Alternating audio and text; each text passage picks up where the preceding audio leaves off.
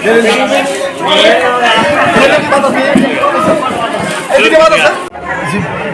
উদ্দেশ্য উদ্দেশ্য সজল ফাউন্ডেশনেৰ কোনো উদ্দেশ্য নাই, সোশিয়াল ওয়াৰ্ক সোশিয়াল কাম কৰাটোৱেই আমাৰ উদ্দেশ্য।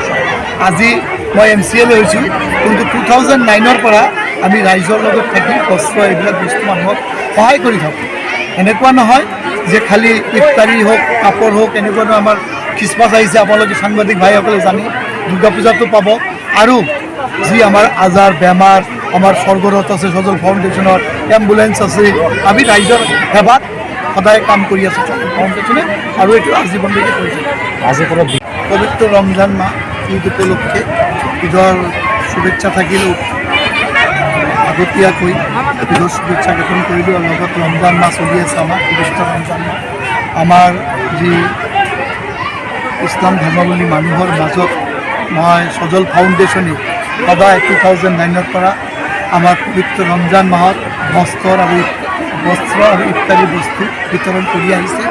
এইবুলিয়ে এইবাৰো আমি এপ্ৰক্সিমেটলি 9 to 10,000 পৰিয়ালক বস্ত্ৰ আৰু কাপোৰ খোৱাৰ বস্তু আমি হেল্প কৰি আছোঁ।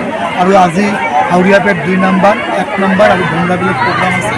আজি আমাৰ 1500 পৰিয়ালক বস্তু আৰু ইত্যাদি দিয়া হ'ব। আজি 23টা ৰোজা ইতিমধ্যে হৈ গ'ল, আমাৰো আৰু বেছি বাকী নাই, চাপ্তাহটো বাকী থাকিব।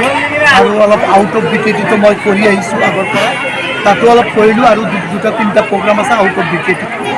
কি এই বিহু ইতিমধ্যে বিহুলৈ আমাৰ যে গিনিজ বুকত কালি যে আমাৰ নাম পৰহি হৈ গ'ল, যে গিনিজ বুকত আমাৰ অসমৰ বিহু যে স্থাপন কৰিলে, আমি মাননীয় মুখ্যমন্ত্ৰীক ধন্যবাদ জ্ঞাপন কৰিছোঁ।